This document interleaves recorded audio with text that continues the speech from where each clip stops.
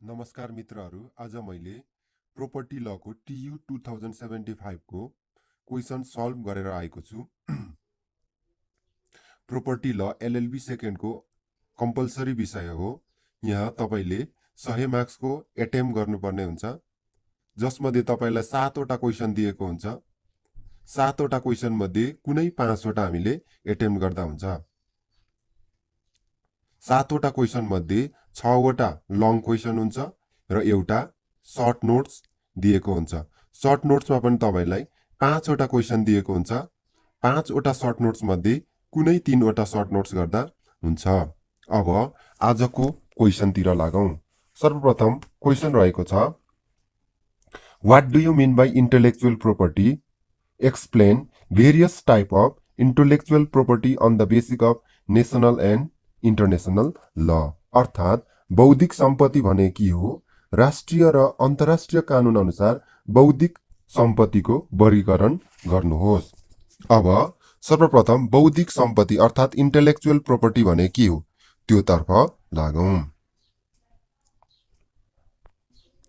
बौद्धिक सम्पत्ति भन्नाले मानवीय बुद्धि, चिन्तन र ज्ञानबाट प्राप्त हुने परिणाम हो। समग्रमा भन्ने हो भने औद्योगिक, वैज्ञानिक, कलात्मक तथा साहित्यिक क्षेत्रमा मानवीय बौद्धिकताको प्रतिफल स्वरूप प्राप्त हुने कानूनी अधिकार नै बौद्धिक सम्पत्ति हो। फेरि यहाँलाई म पढेर सुनाउँछु। बौद्धिक सम्पत्ति भन्नाले मानवीय बुद्धि, चिन्तन र ज्ञानबाट प्राप्त हुने परिणाम हो। समग्रमा भन्ने हो भने औद्योगिक, वैज्ञानिक, कलात्मक तथा साहित्यिक क्षेत्रमा मानवीय बौद्धिकताको प्रतिफल स्वरूप प्राप्त हुने कानूनी अधिकार नै बौद्धिक सम्पत्ति हो। मानिसले आफ्नो अध्ययन, अनुसन्धानबाट वा आफूमा भएको आन्तरिक बौद्धिक क्षमतालाई उपयोग गर्ने कार्य वा कला एवं रचनाको सिर्जनालाई वास्तविक बौद्धिक सम्पत्ति हो। बौद्धिक सम्पत्ति सम्बन्धी अधिकार जन्मका नाताले स्वतः प्राप्त हुने अधिकार नभई व्यक्तिमा रहेको प्रतिभा, ज्ञान, सिप एवं क्षमताद्वारा सिर्जित नवीन उपज हो। बौद्धिक सम्पत्ति सम्बन्धी अधिकार यसको आविष्कार गर्ने स्रष्टालाई पुरस्कार स्वरूप प्रदान गरिने अधिकार हो। यो हक प्राकृतिक नभई आविष्कार गर्नेलाई प्रोत्साहन स्वरूप कानूनद्वारा दिइएको एकाधिकारको कृत्रिम हक अधिकार हो। अब कानूनी आधारमा बौद्धिक सम्पत्ति देखाए बमोजिम छन्। अब कानूनी आधारमा बौद्धिक सम्पत्तिहरू के रहेछन् भन्दा पेटेन्ट, यो पेटेन्ट पनि बौद्धिक सम्पत्ति हो। अर्को ट्रेडमार्क, त्यसैगरी अर्को रहेको छ डिजाइन, अनि सेवा चिन्ह, अर्को रहेको छ प्रतिलिपि अधिकार। अब सर्वप्रथम पेटेन्ट भनेको के हो त्यो तर्फ लागौं। पेटेन्ट भनेको कुनै व्यक्तिले कुनै नयाँ र उपयोगी वस्तु आविष्कार गरेको रहेछ वा प्रचलित कुनै वस्तुको सुधार गरेको रहेछ वा कुनै वस्तु बनाउने वा निर्णय गर्ने नयाँ प्रक्रिया आविष्कार निर्णय गरेको रहेछ भने त्यसको पुरस्कार स्वरूप आविष्कारक वा स्रष्टालाई प्रदान गरिने एकाधिपत्य अधिकार हो। पेटेन्टमा स्रष्टालाई आविष्कार गरेको नयाँ वस्तुको उत्पादनको वा अस्वीकार गरिएको प्रक्रिया अनुसार सो वस्तुको उत्पादनको लागि निश्चित समयसम्म एकाधिकार प्राप्त हुन्छ। पेटेन्टको अवधि समाप्त भएपछि भने निजलाई यो अधिकार प्राप्त हुँदैन। जो सुकैले पनि सो अधिकारको प्रयोग गर्न सक्दछ। नेपालमा पेटेन्ट शब्द विक्रम सम्वत 1993 सालमा बनेको नेपाल पेटेन्ट डिजाइन र ट्रेडमार्क कानूनले गरेको थियो। सो कानूनले कुनै नयाँ आविष्कार भएको वस्तु उपरको सर्वाधिकारलाई पेटेन्ट भनिन्छ भनी परिभाषा गरेको थियो भने हाल प्रचलित पेटेन्ट डिजाइन र ट्रेडमार्क ऐन 2022 ले पेटेन्ट भन्नाले कुनै पदार्थ वा पदार्थ समूहको बनावट, सञ्चालन वा प्रसारको नयाँ उपाय वा तरिका सम्बन्धी वा कुनै नयाँ सिद्धान्त वा फर्मुलाद्वारा पत्ता लगाई कुनै उपयोगी आविष्कार सम्झनुपर्छ भनी परिभाषा गरेको छ। पेरिस सम्झौता 1883 ले पेटेन्टलाई अग्राधिकार दिएको छ र हरेक देशमा प्राप्त पेटेन्ट सम्बन्धी अधिकार स्वतन्त्र अधिकार हो भन्दै त्यस्तो अनुसन्धानमा आफ्नो नाम उल्लेख गर्ने अधिकार प्राप्त छ भन्ने उल्लेख गरिएको छ। अब दोस्रो बौद्धिक सम्पत्ति रहेको छ ट्रेडमार्क। अब लागौं ट्रेडमार्क भने के हो? ट्रेडमार्क भनेको कुनै उत्पादनलाई यस्तै अन्य उत्पादनसँग छुट्याउने आधार हो। यसमा कुनै वस्तु वा सेवामा प्रयोग हुने एक प्रकारको संकेत हो। ट्रेडमार्क शब्द, चिन्ह, अङ्क र रङ वा रङहरूको सम्मिश्रण कुनै पनि हुन सक्दछ। यसको काम एउटा वस्तु वा सेवालाई त्यस्तै प्रकारको अन्य वस्तु वा सेवासँग फरक गर्नु हो। नेपालको नेपाल पेटेन्ट डिजाइन र ट्रेडमार्क कानून 1993 को परिभाषा खण्डमा फलाना माल फलानाले बनाएको वा फलानाको माल हो भनी गराउनलाई लगाइएको निशालाई ट्रेडमार्क भन्दछन् भनिएको थियो। पेटेन्ट डिजाइन र ट्रेडमार्क ऐन 2022 मा यो माल यसले बनाएको भन्ने जनाई उत्पादित मालमा लगाइने चिन्हलाई ट्रेडमार्क भनी परिभाषा गरिएको छ। उल्लेखित सबै परिभाषाको सार एउटै रहेको छ, अर्थात् ट्रेडमार्क भन्नाले कुनै वस्तु वा सेवामा प्रयोग गरिएको त्यस्तो संकेत हो जसले त्यस्तो वस्तु वा सेवालाई त्यस्तै प्रकारको अन्य वस्तु वा सेवासँग अलग राख्दछ। ट्रेडमार्क कुनै वस्तु वा सेवामा पहिचान गराउने विशेषताको रूपमा रहनु पर्दछ। ट्रेडमार्कले कुनै वस्तुको स्रोत र त्यसको गुणस्तरीयताका बारेमा उपभोक्तालाई जानकारी प्रदान गर्दछ। यस अर्थमा ट्रेडमार्कले गुडविल रूपमा समेत कार्य गर्दछ। यसले उपभोक्तालाई सही वस्तु वा सेवा छनौट गर्न मद्दत गर्दछ र अन्ततः यसले उपभोक्ताको हितको अभिवृद्धि गर्दछ। ट्रेडमार्क सम्बन्धी अवधारणाको विकास धेरै अगाडिदेखि नै सुरु भएको भए पनि यसको कानुनी मान्यता र संरक्षण वैधानिक सुरुवात भएको भने धेरै भएको छैन। ट्रेडमार्कको अस्तित्व प्राचीन रोममा प्रयोग भएको पाइन्छ। मध्ययुगमा भएको व्यापारिक कारोबारको विस्तारसँगै आफ्नो वस्तु वा उत्पादनमा स्मारकको प्रयोग गरी बिक्री वितरण गर्ने कार्यको विस्तार भएको पाइन्छ। खास गरी औद्योगिक विकास र बजारमुखी अर्थव्यवस्थाको युगमा यसको महत्त्वलाई अझ बढी विस्तार गर्दै लगिएको देखिन्छ। यस अर्थमा ट्रेडमार्कको विकास र मान्यतामा औद्योगिक कारण र अन्तर्राष्ट्रिय कारोबारको वृद्धिले महत्त्वपूर्ण भूमिका खेलेको छ। ट्रेडमार्कको प्रयोग र मान्यतामा विभिन्न राष्ट्रहरूको व्यवहार जस्तो वस्तुमा प्रयोग भएको कुनै संकेतलाई आन्तरिक वा बाह्य रूपमा मान्यता प्रदान गर्ने कार्यसँगै यसको संरक्षण समेत प्राप्त गर्दै आएको देखिन्छ। तथापि स्पष्ट कानुनी व्यवस्थाका रूपमा ट्रेडमार्कको दर्ता, मान्यता र संरक्षण सम्बन्धमा सर्वप्रथम बेलायतमा क्रिएट ट्रेडमार्क रेजिस्ट्रेसन एक्ट 1875 अस्तित्वमा आएको थियो। त्यसपछि आवश्यक परिमार्जन सहित बेलायतमै ट्रेडमार्क एक्ट 1919, ट्रेडमार्क एक्ट 1938 आएको देखिन्छ। यस प्रकारको सुरु भएको ट्रेडमार्क कानुनी विकास संरक्षणले अन्य राष्ट्रहरूमा समेत मान्यता पाउँदै आएको छ। अब त्यस्तै बौद्धिक सम्पत्तिको अर्को खालको बौद्धिक सम्पत्ति रहेको छ डिजाइन। डिजाइन पनि यो बौद्धिक सम्पत्ति हो। बौद्धिक सम्पत्ति भनेको हाम्रो यो मस्तिष्क दिमागले कुनै पनि क्रिएट गर्छौं भने त्यो बौद्धिक सम्पत्ति हो। जस्तै हामीले कुनै पनि कविता, कथा, कविता, निबन्ध यी लेख्यौं अथवा कुनै हामीले चाहिँ एप्सहरू बनायौं, जस्तै तपाईको फेसबुकहरू भयो, युट्युबहरू भयो, यस्ता एप्सहरू, विभिन्न एप्सहरू, त्यो पनि बौद्धिक सम्पत्ति हो। यस अन्तर्गत डिजाइन भनेको लोगोहरू हामीले डिजाइन क्रिएट गरेको पनि बौद्धिक सम्पत्ति हो। अब डिजाइन भने के हो त्यो तर्फ लागौं। सामान्य अर्थमा डिजाइन भने कुनै वस्तुको आकर्षण अथवा सौन्दर्य पक्ष हो। बौद्धिक सम्पत्ति अन्तर्गत डिजाइनले मूलतः कुनै उत्पादनको आकर्षक पक्ष जसले त्यस वस्तुको उपयोगका लागि अरूलाई आकर्षित गर्दछ भन्नेलाई जनाउँदछ। नेपालको पेटेन्ट डिजाइन र ट्रेडमार्क ऐन 2022 ले डिजाइन भन्नाले कुनै प्रकारको तयारी गरी बनाएको वस्तुको रूपमा आकार सम्झनुपर्छ भनी परिभाषा गरेको छ। बौद्धिक सम्पत्ति अन्तर्गत संरक्षण प्राप्त गर्न डिजाइन सम्बन्धी वस्तु औद्योगिक माध्यमबाट उत्पादन हुनु अपरिहार्य मानिन्छ र त्यस कारणले नै डिजाइनलाई औद्योगिक डिजाइन भनिएको हो। डिजाइनले कुनै वस्तुको आकार अथवा यसको सतह वा बाहिरी आवरणको रूपमा तीनवटा पक्षलाई समेटेको हुन सक्दछ। त्यस्तै यो कुनै वस्तुको रङ अथवा धर्काको रूपमा पनि रहेको हुन सक्दछ।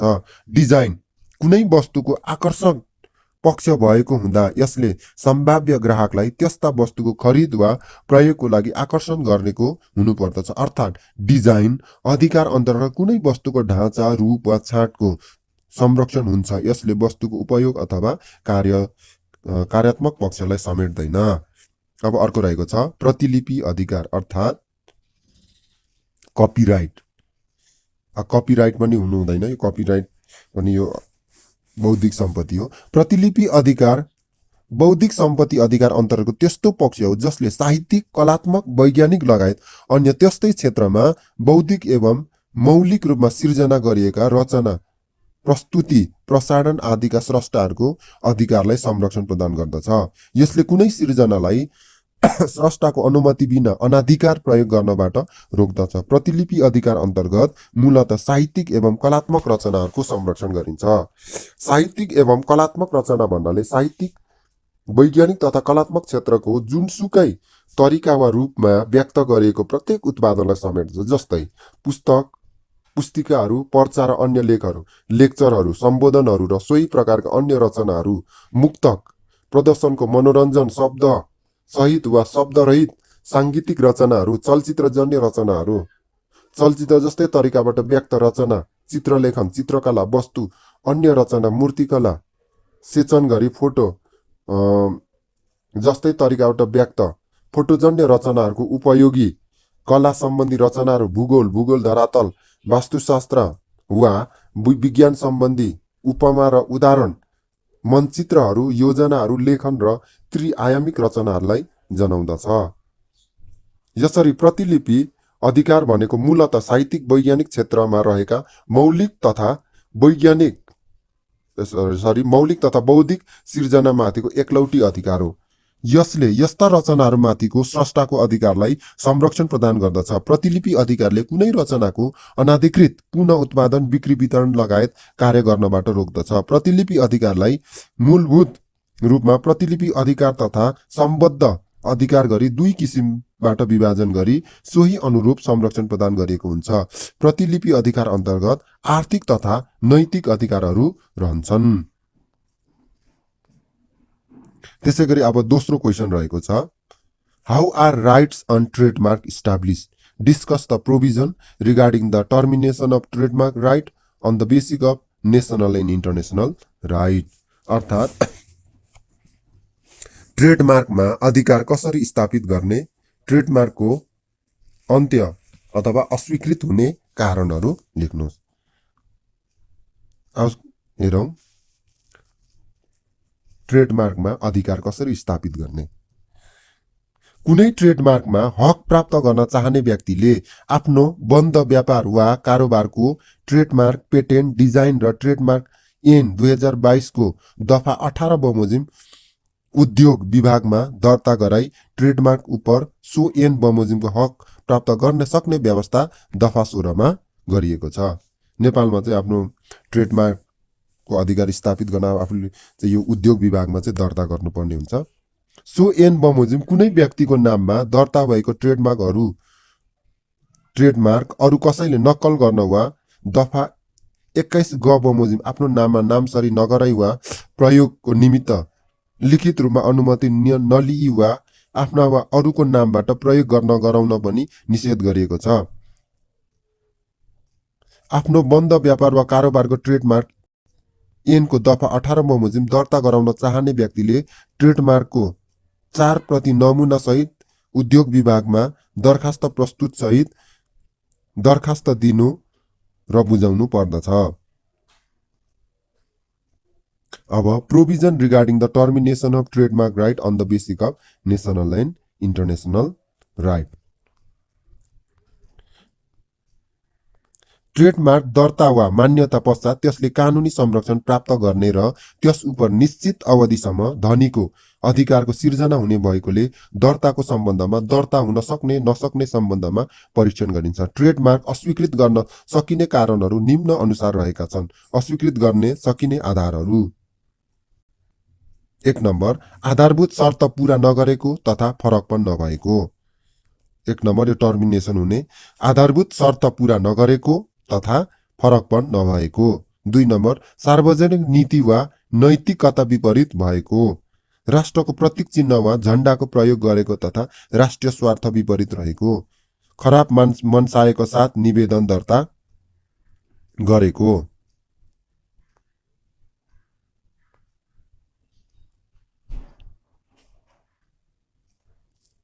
ट्रेडमार्क पहिल्यै विद्यमान रहेको। दुरुस्त चिन्ह दुरुस्त वस्तुको प्रयोग। दुरुस्त चिन्ह उस्तै खालको वस्तु वा सेवा अथवा स्थान चिन्ह। दुरुस्त वा उस्तै चिन्ह फरक खालको वस्तु वा सेवा। पूर्व अधिकारको विद्यमानता। त्यसरी अर्को क्वेशन रहेको छ, What are the traditional land tenure system in Nepal? What is the use of such system to be studied in LLB?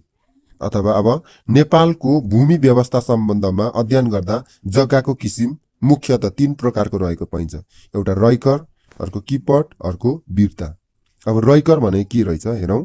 Nepal सरकारलाई तिरो, यहाँ युरो भएछ, नेपाल सरकारलाई तिरो तिर्नु पर्ने सरकारी कार्यालयमा लागत श्रेष्ठता भएको जग्गालाई रैकर जग्गा भनिन्छ।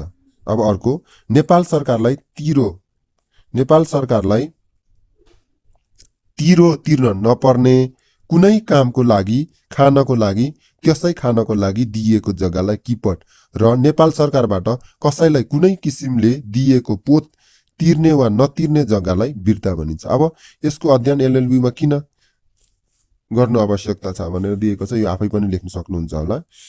अब त्यसरी अर्को क्वेशन रहेको छ, What do you mean by possession? Differentiate it with from right of ownership in brief. अर्थात भोगाधिकार भने के हो, स्वामित्व र भोगाधिकार बीच फरक छुट्याउनुस्। अब भोगाधिकार भने के हो?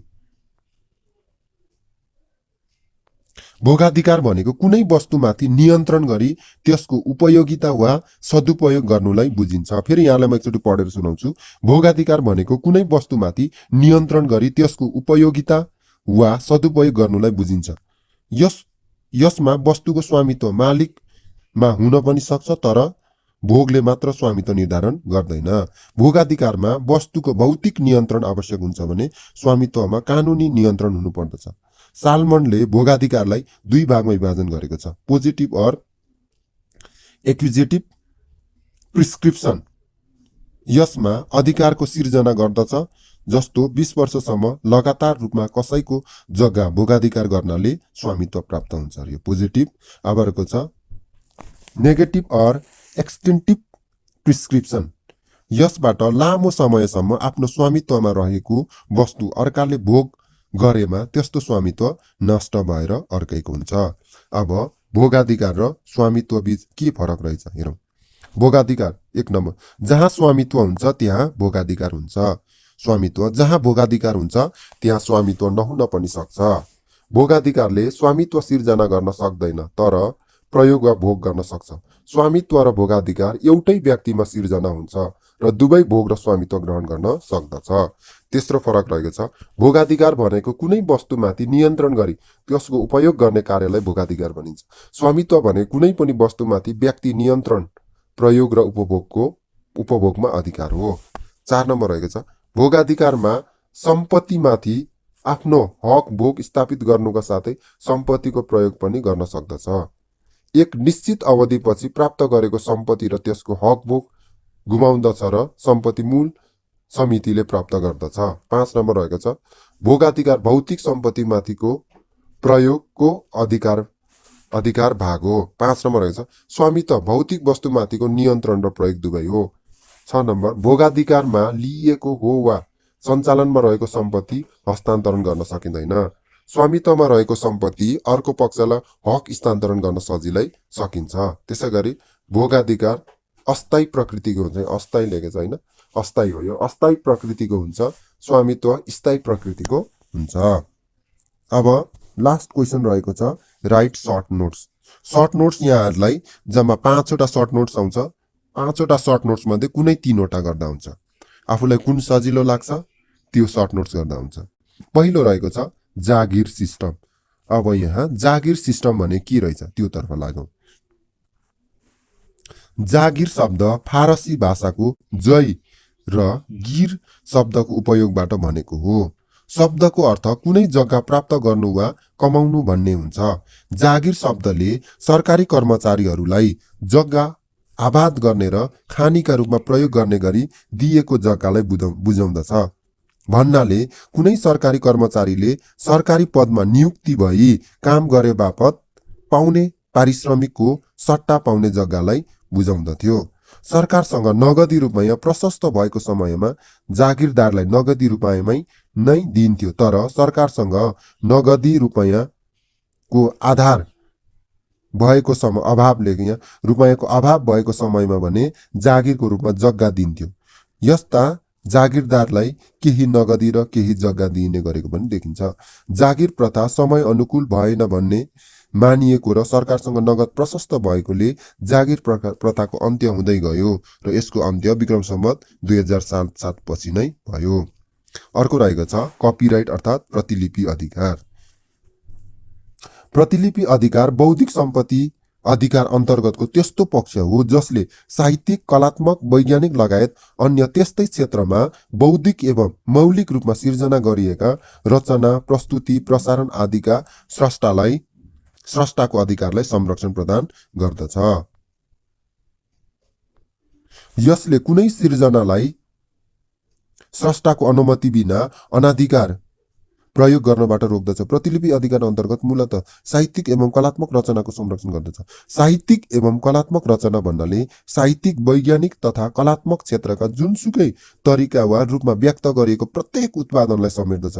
जस्तै पुस्तक, पुस्तिकाहरू वा पर्चा र अन्य लेखहरू, लेक्चरहरू, सम्बोधनहरू र सोही प्रकारका अन्य रचनाहरू, मुक्तक, प्रदर्शनको मनोरञ्जनहरू, शब्द सहित वा शब्दरहित सांगीतिक रचनाहरू, चलचित्रजन्य रचनाहरू, चलचित्र जस्तै तरिकाबाट व्यक्त रचना, चित्रलेखन, चित्रकला, वस्तु वा अन्य रचना, मूर्तिकला, सेचन गरी फोटो जस्तै तरिकाबाट व्यक्त फोटोजन्य रचनाहरूको उपयोगी कला सम्बन्धी रचनाहरू, भूगोल धरातल, वस्तुशास्त्र वा विज्ञान सम्बन्धी उपमा र उदाहरण, मानचित्रहरू, योजनाहरू, लेखन र त्रिआयामिक रचनालाई बुझाउँदछ। यसरी प्रतिलिपि अधिकार भनेको मूलतः साहित्यिक, वैज्ञानिक क्षेत्रमा रहेको मौलिक तथा बौद्धिक सिर्जनामाथिको एकलौटी अधिकार हो। यसले यस्ता रचनाहरूमाथिको स्रष्टाको अधिकारलाई संरक्षण प्रदान गर्दछ। प्रतिलिपि अधिकारले कुनै रचनाको अनाधिकृत पुनः उत्पादन, बिक्री, वितरण लगायत कार्य गर्नबाट रोक्दछ। प्रतिलिपि अधिकारलाई मूलभूत रूपमा प्रतिलिपि अधिकार तथा सम्बद्ध अधिकार गरी दुई किसिमबाट विभाजन गरी सोही अनुरूप संरक्षण प्रदान गरिएको हुन्छ। प्रतिलिपि अधिकार अन्तर्गत आर्थिक तथा नैतिक अधिकारहरू रहन्छन्। अब अर्को रहेको छ सर्भिट्युड अर्थात् सुविधाधिकार। अब सुविधाधिकार भने के हो त्यो तर्फ लागौं। सुविधाधिकारको प्रयोग प्रत्येक व्यक्तिले कुनै न कुनै रूपमा गर्दै आएको हुन्छ। यो वास्तविक वा व्यक्तिगत दुवै हुन सक्दछ। अर्काको जमिनमा कुनै उद्देश्य निमित्त उपयोगको अधिकार प्राप्त हुनु सुविधाधिकार हो। अर्को शब्दमा भन्ने हो भने अर्काको जग्गाबाट बाटो हिँड्ने अधिकार प्राप्त हुनु सुविधाधिकार हो। सुविधाधिकारले डोमिनेन्ट टेनिमेन्ट र सर्भिएन्ट टेनिमेन्टको उत्पत्ति गरेको छ। जस्तो क त्यही आफ्नो घरबाट आफ्नो खेतमा जान ख जग्गाको बाटो हुँदै हिँड्ने अधिकार हुन्छ र त्यस्तो अधिकारको प्रयोग प्राय सबैले गर्ने गर्दछन्। जुन जग्गामाथि सुविधाधिकारको भार रहन्छ त्यसलाई डोमिनेन्ट टेनिमेन्ट भनिन्छ। सुविधाधिकार कुनै डोमिनेन्ट भूमिमा संलग्न भएमा त्यसलाई सकल सुविधाधिकार भनिन्छ। कारण निजको जग्गा हुँदै हिँड्ने अधिकार प्राप्त हुन्छ। यो अधिकार बाटोसम्म सीमित नभई नजिक जोडिएको जमिनबाट घरको झ्यालमा उज्यालो प्राप्त गर्ने, दुलो वा बाटोको अधिकार, गाई बस्तु चराउन लाने बाटोको अधिकार, नजिक जोडिएको घरको जग्गाको लागि त्यसबाट थाम वा दलिन आदि राख्ने वा सहायता प्राप्त गर्ने अधिकार आदिसम्म विस्तृत हुन्छ।